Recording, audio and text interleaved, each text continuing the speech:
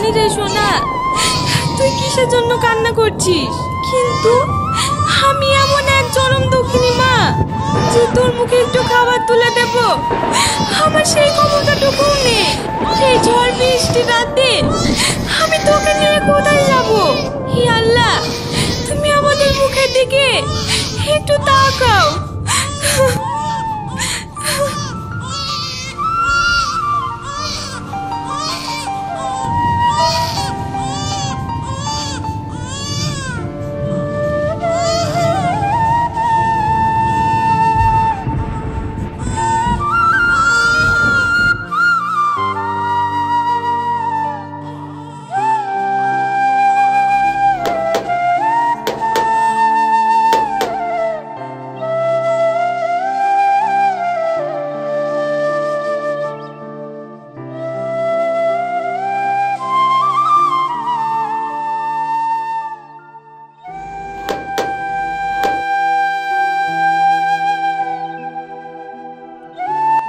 বাবু, আমাদের একটু সাহায্য করেন না।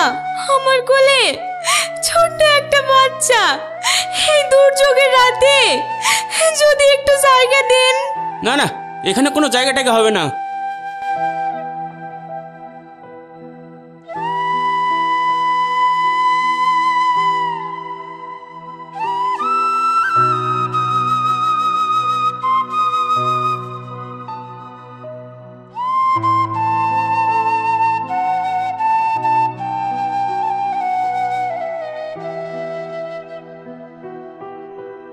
কে এত রাতে? আমি চাচা। আমি মানে?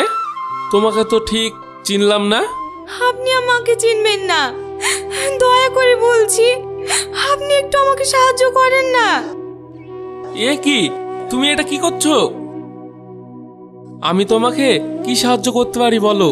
আসলে দুর্যোগের রাতে আমার এই বাচ্চাটাকে নিয়ে কোথায় যাব বুঝতে পারছি না, আর তাছাড়াও ওর খুব খিদে পেয়েছে। আমার কাছে দুধ কেনার মতো টাকাও নেই, তাই যদি আমার বাচ্চাটাকে দুধ আর আজকে রাতটা থাকার জন্য যদি একটু আশ্রয় দিতেন। বেশ, তবে তুমি আমার সাথে ভিতরে এসো।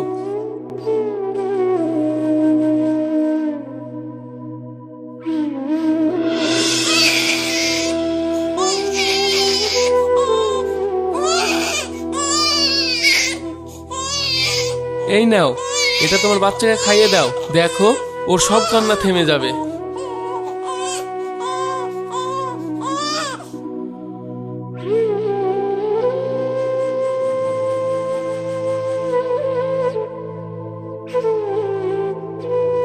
বলেছিলাম না, এটা খাওয়ার পর ওর সব কান্না থেমে যাবে।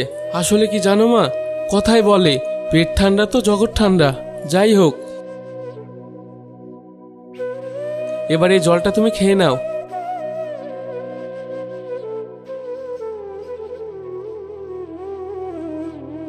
আপনাকে যে কি বলে ধন্যবাদ জানাবো সেই ভাষায় আমি খুঁজে পাচ্ছি না। ধন্যবাদ জানানোর কোনো দরকার নেই। এবার বলো তো দেখি, এই ঝড় বৃষ্টি দুর্যোগের রাতে তুমি একা একটা বাচ্চাকে নিয়ে অসহায় হয়ে ঘুরে বেড়াচ্ছ? আসলে সবই হলো আমার কপালের দোষ। কপালের দোষ মানে? হ্যাঁ, আমি একজন জনম দুঃখিনী মা, নইলে কি আজ আর আমার আর আমার সন্তানের সবকিছু থাকা সত্ত্বেও এইভাবে অসহায় হয়ে রাস্তায় রাস্তায় ঘুরে বেড়াতে হয়? আমি ঠিক বুঝলাম না মা, সব থাকার শর্তেও মানে? আসলে একদিন আমারও ঠিক এরকম একটা সাজানো গোছানো সংসার ছিল। বৌমা, বৌমা তাড়াতাড়ি এসো। আর কতক্ষণ? দাঁড়াও দাঁড়াও, এই তো সবে 1 ঘন্টা 5 মিনিট 34 সেকেন্ড হলো, এখন আরো 54 মিনিট 26 সেকেন্ড হোক। হ্যাঁ হ্যাঁ, আমার বেলায় তোমার যত সব হিসাব, আর নিজেদের বেলায়।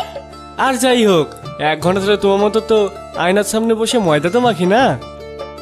মা দেখেছেন, আপনার ছেলে আবার আমার পিছনে লাগছে কিন্তু। ওহ বৌমা, রাগ করো না। এইরকম বয়সে স্বামী স্ত্রীর ভিতরে একটু আড্ডু মান অভিমান হবে, একটু একটু পিছনে লাগবে। আমি যখন ওই বয়সে ছিলাম তখন আমি কত তোমার শাশুড়ির পিছনে লেগেছি, কি আর বলবো তোমায়। থাক থাক অনেক হয়েছে, তোমাকে আর বুড়ো বয়সে অত যৌবনের গল্প শোনাতে হবে না। ওইদিকে আবার লেট হয়ে যাচ্ছে, ওরা বারবার ফোন করছে। হ্যাঁ মা চলুন, আমি পুরোপুরি রেডি। হ্যাঁ হ্যাঁ, রেডি তো হয়েছো? দেখে তো মনে হচ্ছে বিয়ের অনুষ্ঠানে নয়, বিয়ে করতে যাচ্ছো। মা দেখেছেন, আপনার ছেলে আবার আমার পিছনে লাগছে। বেশ বেশ অনেক হয়েছে, এবার চল।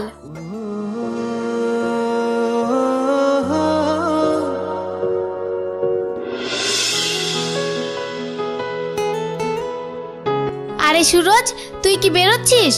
হ্যাঁ মা, কেন তুমি কি কিছু বলবে? হ্যাঁ, আসলে আজ তোর খালাতো বোন ঝিলিক আর মুকলেশ ভাই আসবে, তাই বলছিলাম আসার পথে তুই ওদেরকে একটু নিয়ে আসিস। ঠিক আছে মা।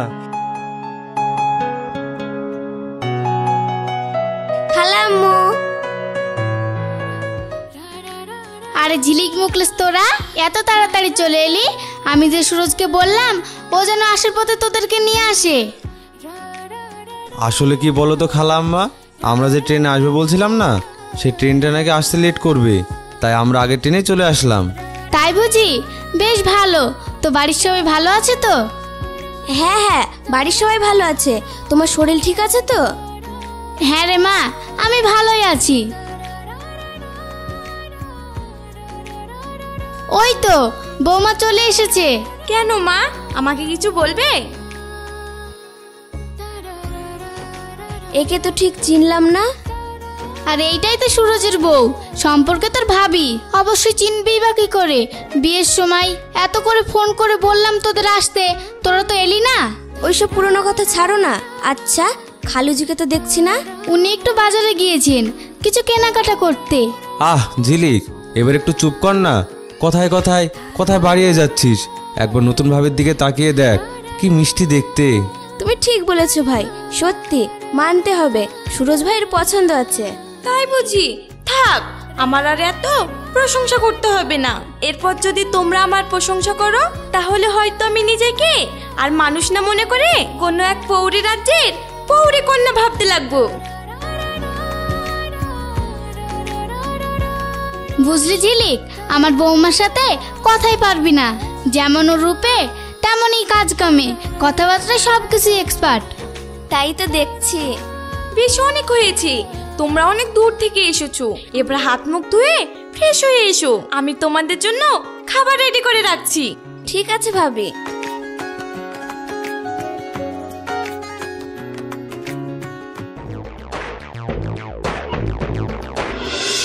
আরে ঝিলিক, তোর তো দেখছি সুরজের বউকে খুব পছন্দ হয়েছে। পছন্দ না ছাই, যতক্ষণ ওই মেয়েটা আমার সামনে দাঁড়িয়েছিল ততক্ষণ আমার গা জ্বলে যাচ্ছিল। তবে একটা কথা মানতে হবেই, তুই খুব ভালো অ্যাক্টিং করিস। সত্যি বলছো ভাই?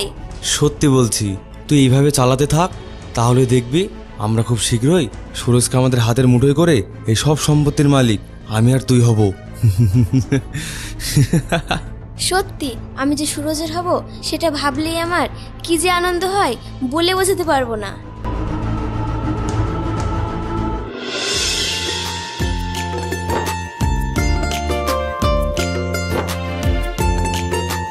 আচ্ছা বৌমা, ঝিলিকার মুকলেশ ওদের চা দিয়েছো? আসলে আব্বা, আমি ওদের ঘরের সামনে গিয়ে ওদের অনেকবার ডাকলাম, ভিতর থেকে কোনো সাড়াই পেলাম না। মনে হয় ওরা এখনো ঘুম থেকে ওঠেনি। কে বলেছে আমরা উঠিনি? আমরা তো একেবারে রেডি হয়ে চলে এসেছি। ভালো তো, তাহলে আমরা সবাই মিলে খাবো আর আড্ডা মারবো।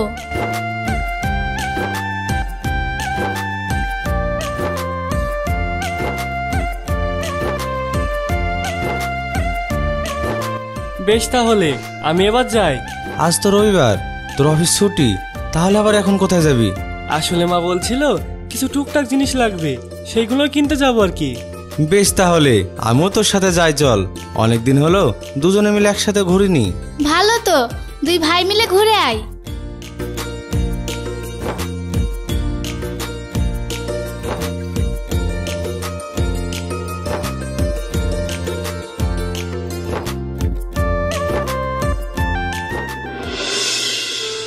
একটি কথা মানতেই হবে, সুরজ, তোর বউটি কিন্তু হেব্বি সুন্দরী। বউকে একটু চোখে চোখে রাখিস। তাই বুঝি? আসলে কি বলতো, অনেক ছোটবেলায় নাসরিন তার বাবা মাকে হারিয়েছে তো দূর সম্পর্কের এক মামার কাছে মানুষ হয়েছে। ও যত হেসে খেলে বেড়াক না কেন ওর মনের ভিতরে অনেক কষ্ট, তাই আমি সবসময় চেষ্টা করি ওকে ভালো রাখার।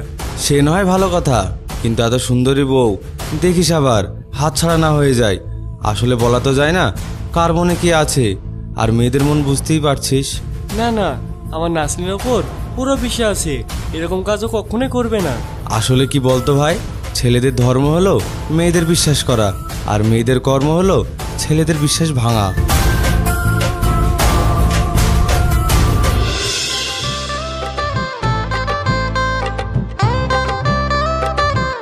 বাবা, আজ দেখছি মনে খুব পিরিত জেগেছে, হঠাৎ করে চোখ ধরছো, কি ব্যাপার?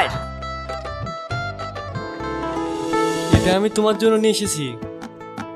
বাহ, এটা তো খুব সুন্দর। তোমার পছন্দ হয়েছে? অনেক পছন্দ হয়েছে, এটা সত্যিই খুব সুন্দর। তবে এটা সৌন্দর্য আরো বৃদ্ধি পেতে চাও যদি, এটা তুমি আমার আঙুলে নিজের হাতে পরিয়ে দাও।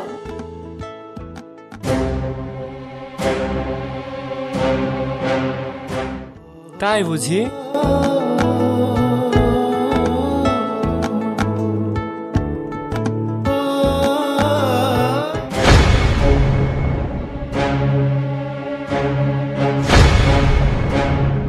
কি ব্যাপার, তোকে এরকম দেখাচ্ছে, কি হয়েছে? আচ্ছা ভাই, আমরা এখানে কি করতে এসেছি বলো তো? কেন তুই হঠাৎ এরকম প্রশ্ন করছিস?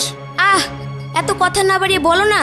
কি করতে আবার? তোর ভালোবাসাকে আর এই বাড়ির সম্পত্তির সবকিছু দখল নিতে? তাহলে আর দেরি করে লাভ নেই, যত তাড়াতাড়ি পারো তোমার কাজ তুমি শুরু করো, আমার আর সহ্য হচ্ছে না। ও এই ব্যাপার, বেশ, তুই আর চিন্তা করিস না, আজ থেকে আমাদের মিশন শুরু।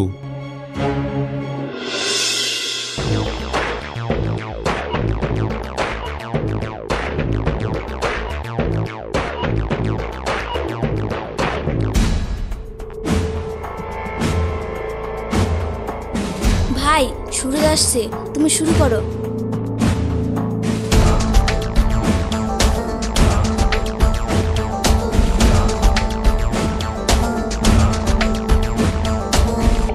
হ্যালো নাসরিন ভাবি, বলছি তুমি এই সময় ফোন করছো কেন? এখন তো সুরজের আসার সময় হয়ে গেছে, ও যদি এসে দেখে তাহলে কি ভাববে বলো তো? কি বললে? সুরজ কি বললো না বললো তাতে তোমার কোনো কিছু যায় আসে না?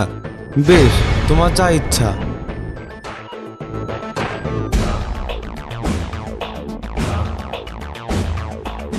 ব্যাস, মিশন নাম্বার 1 সাকসেস।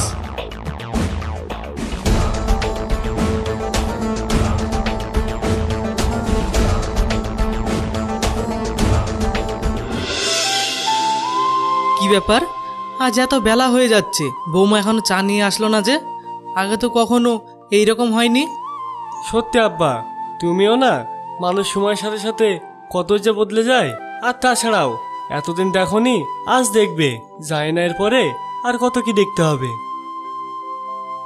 প্রথমে আমি তোমাদের কাছ থেকে ক্ষমা চেয়ে নিচ্ছি এত দেরি হওয়ার জন্য। আসলে আজ আমার ঘুম থেকে উঠতে দেরি হয়ে গিয়েছিল তো, তাই। ওটা কোনো ব্যাপার না, দাও, তুমি আগে আমাদের গরম গরম চা দাও।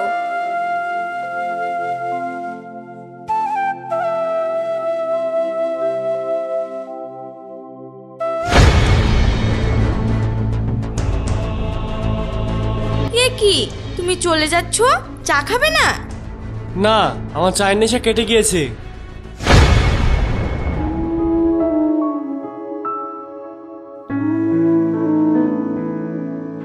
ওর কথায় তুমি দুঃখ পেও না, তুমি বরং রান্নাটা চাপিয়ে দাও। ঠিক আছে মা। দাঁড়াও দাঁড়াও, আজ রান্না ভাবি নয়, আমি তোমাদের করে খাওয়াবো। ও মা, তাই নাকি? তাহলে তো বেশ মজা হবে। কিন্তু কোনো কিন্তু না, রোজ তো তুমিই রান্না করো, আজ না হয় আমি তোমাদের করে খাওয়ালাম, এতে কি কোনো দোষ আছে?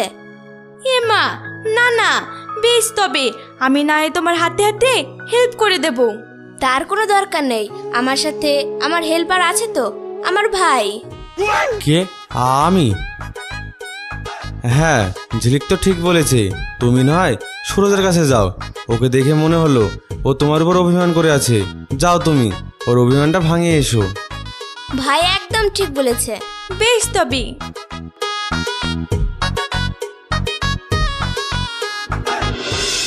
আচ্ছা, ব্যাপারটা কি বলতো? তুই জীবনে রান্না করা তো দূরের কথা, রান্না ঘরেও যাস না। আজ হঠাৎ কি হলো? রান্না করার জন্য নিচে উঠলি, আবার আমাকে তোর হেল্পারও বানিয়ে দিলি। আসতে বলো, কেউ শুনে ফেলবে তো। দাঁড়াও 1 মিনিট। এই দেখো। এটা কি? এটা হলো এক ধরনের ম্যাজিক ওষুধ। এই যে হাতেরটা দেখছো, এটা যদি আমি খাবারের সাথে মিশিয়ে সবাইকে খাইয়ে দিতে পারি, তাহলে সবাই আমার বশে চলে আসবে। আমি যা বলবো তাই শুনবে। তাই বুঝি? হ্যাঁ। আর অপরটি দেখছো, এটা যদি নাসরিনের খাবারের সাথে মিশিয়ে খাওয়াতে পারি, তাহলে কেল্লা ফতে। ঠিক বুঝলাম না। মন দিয়ে শোনো, এই ওষুধটা খাওয়ার পর নাসরিন পাক্কা 12 ঘন্টা বেহুশ হয়ে ঘুমিয়ে থাকবে। এই 12 ঘন্টা ওর সাথে কি হলো না হলো ও টেরও পাবে না। বুঝেছি বুঝেছি। তবে আর দেরি কিসের? শুনলাম আজ সুরজের নাকি নাইট ডিউটি আছে। তবে যা করার আজ রাতেই করতে হবে, যাতে কাল সকালে ডিউটি থেকে এসে এমন দৃশ্য দেখবে যে ওর মাথায় আকাশ ভেঙে পড়বে। আর তারপরেই আসল খেলা শুরু, আর তোমার আর আমার স্বপ্ন পূরণের রাস্তাও শুরু। যা বলেছিস, এইটুকু মাথায় যে তোর এত বুদ্ধি আমি ভাবতেই পারিনি।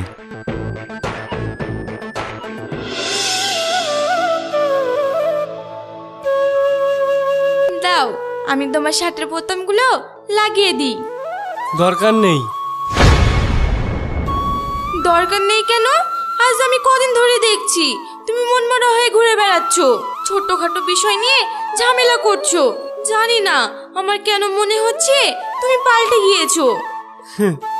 পাল্টা আমি না, তুমি গিয়েছো। বেশ তাই হলো, কিন্তু তুমি যাওয়ার আগে খেয়ে যেও। ও নিয়ে তোমাকে চিন্তা করতে হবে না, আজ তো তোমার ছুটি। আর তাছাড়াও রান্নাঘরে ঝিলিক আছে, আমি ঠিক খেয়ে নেবো।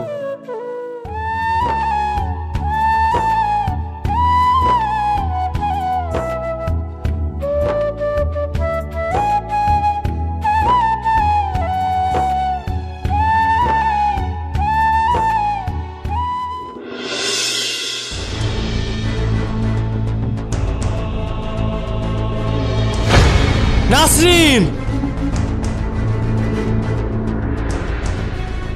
কি রে খোকা, কি হয়েছে? কি হয়েছে? সামনের দিকে তাকিয়ে দেখো। বৌমা! কি হয়েছে মা আপনার এখানে? আর এত চিৎকার করছেন কেন? চিৎকার করছে কেন? এই সমস্ত কি বৌমা? বিশ্বাস করেন আমি কিছুই বুঝতে পারছি না আপনারা কিসের কথা বলছেন। বুঝতে পারছি না? ঘরের ভিতরে নাগর নিয়ে রাত কাটাচ্ছ আর বুঝতে পারছো না?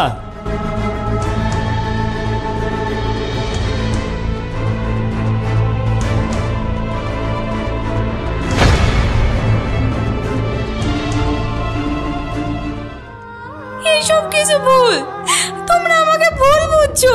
ভাই, আপনি তো সব জানেন যে আমার কোনো দোষই নেই, ওরা আমাকে ভুল বুঝছে। না না, আমি মিথ্যা বলবো না। আর তাছাড়াও তুমি তো কাল রাতে আমাকে ফোন করে ডাকলে। আমি? হ্যাঁ তুমি। বিশ্বাস হচ্ছে না? দাঁড়াও, এই দেখো। ছি বৌমা ছি, এইসব তো চোখে দেখাও পাপ। বিশ্বাস করেন মা, এইসব মিথ্যা। মিথ্যা? শোনো, আর যাই হোক নিজের চোখে তো আর অবিশ্বাস করতে পারবো না। সত্যি ভাবি, এই বাড়ির মানুষগুলো তোমাকে কত ভালোবাসে, আর তুমি এদের সাথে এরকম করতে পারলে তোমার ভাগ্য ভালো যে এতক্ষণে তোমাকে ঘাড় ধাক্কা দিয়ে বাড়ির বাইরে বের করে দেয়নি। তুই একদম ঠিক বলেছিস। ওর মতো মেয়েকে ঘাড় ধাক্কা দিয়ে বাড়ির বাইরে বের করে দেওয়া উচিত। বিশ্বাস করো, এইসব মিথ্যা।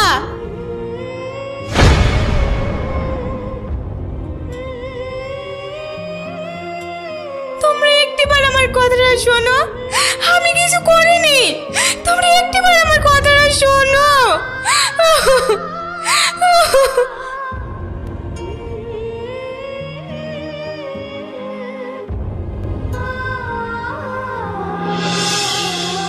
তারপর থেকে তুমি আর তাদের সাথে যোগাযোগ করনি নিজেকে নির্দোষ প্রমাণ করতে? নিজেকে প্রমাণ করার জন্য কোনোদিন তাদের সাথে যোগাযোগ করিনি, কিন্তু ওখান থেকে আসার 8 মাস পর আমি জানতে পারলাম যে আমার মধ্যে আরেকজন বেড়ে চলেছে। তখন ভাবলাম শুধুমাত্র আমার জন্য তাকে যেন অনাথ হয়ে পরিচয়হীন হয়ে থাকতে না হয়, সেই জন্য আবারও নিজের মান অভিমান দূরে রেখে তাদের কাছে যাই।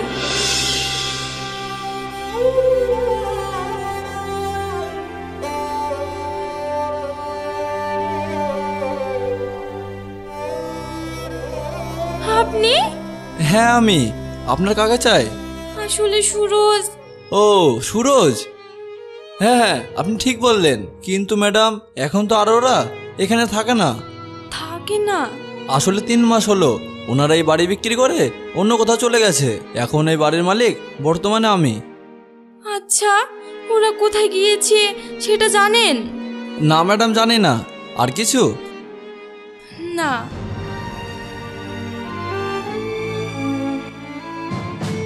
আমি তো হতভাগী আছি, তুই তো আমার থেকে বড় হতভাগী। তোর সব থাকা সত্ত্বেও আজ তুই পরিচয়হীন, অসহায় হয়ে বড় হয়ে উঠবি। জানি না উপরওয়ালা তোর ভাগ্যে কি লিখেছে। তারপর আবারও আমি আমার সেই দূর সম্পর্কের মামার বাড়ি ফিরে যাই। ওখানে গিয়ে বেশ কটা দিন কাটাই। আমি আমার সন্তান জন্ম দিই, কিন্তু ওখানেও ভাগ্য আমাকে সাথ দেয় না। কেন? আমার সন্তান জন্ম নেওয়া 1 মাস পর হঠাৎ করে আমার মামা মারা যায়। আর মামার অনেক ঋণ থাকায় পাওনাদারদের ঠিক মতো টাকা পরিশোধ করতে না পারায় পাওনাদাররাও আমাকে বাড়ি থেকে বের করে দেয় আর তালা লাগিয়ে দেয়। তারপর থেকে আমি আমার সন্তানকে নিয়ে রাস্তায় রাস্তায় ঘুরে বেড়াই। আর এত বড় পৃথিবীতে আমি আর আমার সন্তান সেই থেকে একা। কাঁদিস না মা, কাঁদিস না। কে বলেছে তুই একা? আমি আছি তো। আজ থেকে তোরা আমার সাথে এই বাড়িতে থাকবি। মানে? হ্যাঁ, এই বাড়িতে আমি একাই থাকি। আজ থেকে তুই না হয় আমার মেয়ে হয়ে আমার সাথে থাকবি। কিন্তু? কোনো কিন্তু না। তোরা এখানে থাকলে আমার কোনো অসুবিধা হবে না, বরং তোর বাচ্চার হাসি কান্নাতে আমার ঘরটা আলোয় ভরে উঠবে। আর দেখবি, যারা তোর সাথে এত বড় অন্যায় করেছে তার পাপের শাস্তি ঠিকই তারা পাবে। ওপরে একজন আছে। আপনি ঠিক বলেছেন। আমিও চাই যাদের জন্য আমার সন্তান আজ রাস্তা রাস্তায় ঘুরে বেড়াচ্ছে, একদিন যেন তারা তাদের পাপের শাস্তি ঠিক পায়। ঠিক আছে ঠিক আছে, এবার আমার নাতিকে একটু আমার কোলে দিয়ে দিনি দেখি। কতক্ষণ ধরে ওর ওই চাঁদের মতো মুখটি দেখে আমার ভিতরটা খাপ খাপ করছে ওকে নেওয়ার জন্য।